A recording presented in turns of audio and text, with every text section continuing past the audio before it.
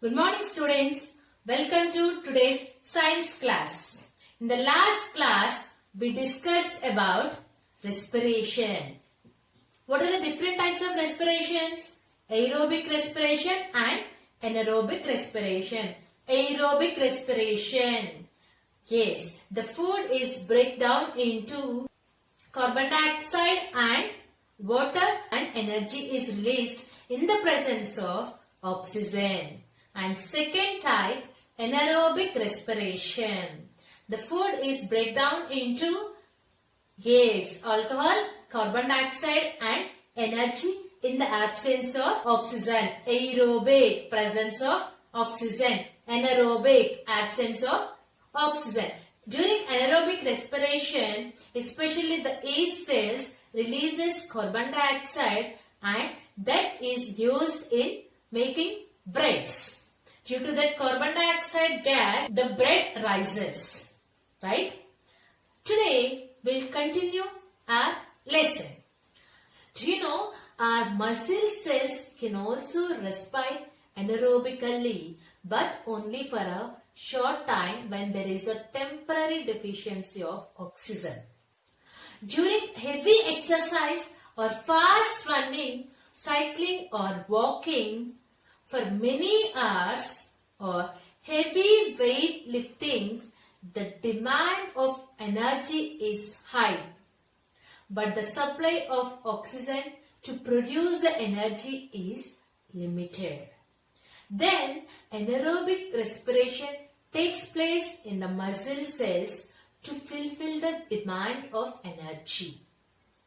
So let us learn anaerobic respiration in muscles. Usually, anaerobic respiration takes place in humans. But under certain conditions, anaerobic respiration may also occur in our muscles for a short time. As I told you, anaerobic respiration takes place in humans but under certain conditions. Anaerobic respiration may also occur in our muscles for a short time due to temporary deficiency of oxygen. When we perform some heavy exercise, we require a large amount of energy. To meet the energy requirement, our muscle cells perform anaerobic respiration. During this process, the glucose or food in the muscle cells is partially broken down in the absence of oxygen to form lactic acid and some extra energy is released. Let us see the equation that shows the production of lactic acid.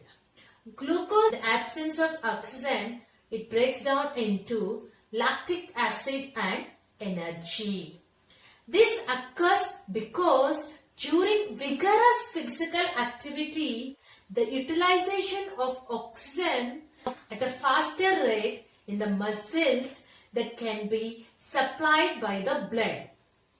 During exercise, some muscles may respire anaerobically.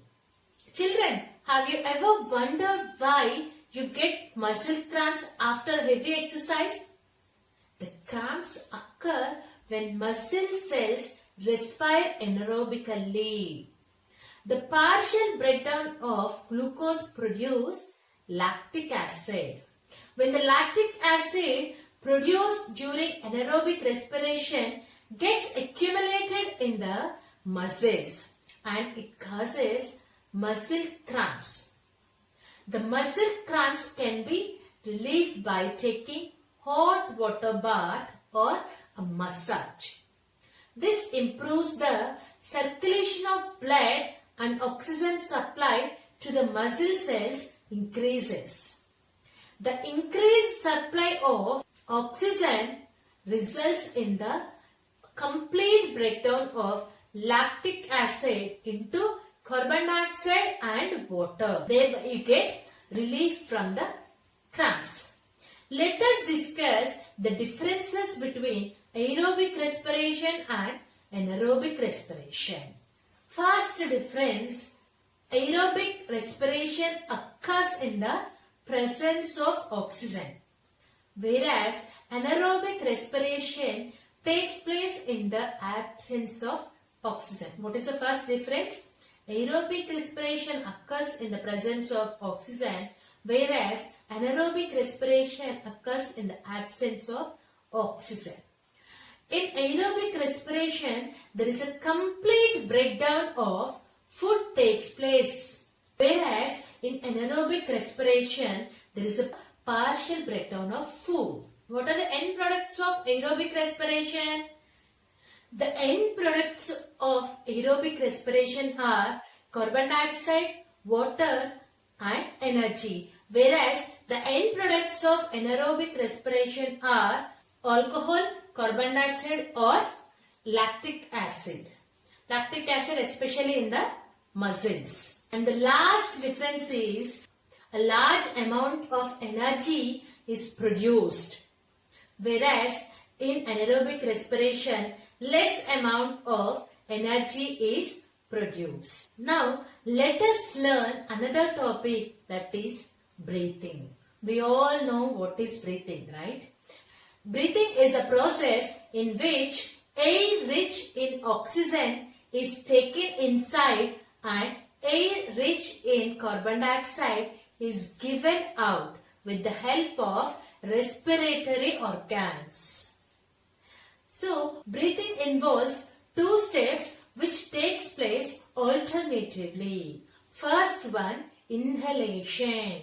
Inhalation means taking in of air rich in oxygen into our body is called inhalation. What is inhalation? Taking in of air rich in oxygen into our body. And next one, exhalation. Exhalation means giving out air rich in carbon dioxide from our body to the external environment. What is exhalation?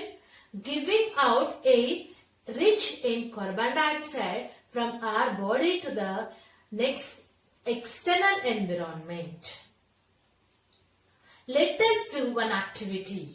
That is activity number 10.1. Children, this activity must be performed under the supervision of your parents. Clear? First, you should close your nostrils and mouth tightly. How? Close your nostrils and mouth like this. Note down the time for which you could hold your breath. Clear? What you need to do? You should close your nostrils and mouth tightly.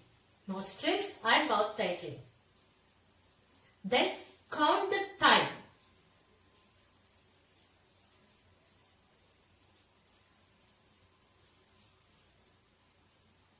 Like that you have to count, or else you ask your parents to count the time. We will soon start feeling uneasy and cannot hold our breath for even 1 minute. Maybe you may notice that the movement of the abdomen of dogs, cats and etc. Right? Breathing means taking in air rich in oxygen and giving out air rich in carbon dioxide with the help of respiratory. The taking in of air rich in oxygen into the body is called inhalation, and giving out of air rich in carbon dioxide is known as exhalation. And it is a continuous process which goes on all the time and throughout the life of an organism.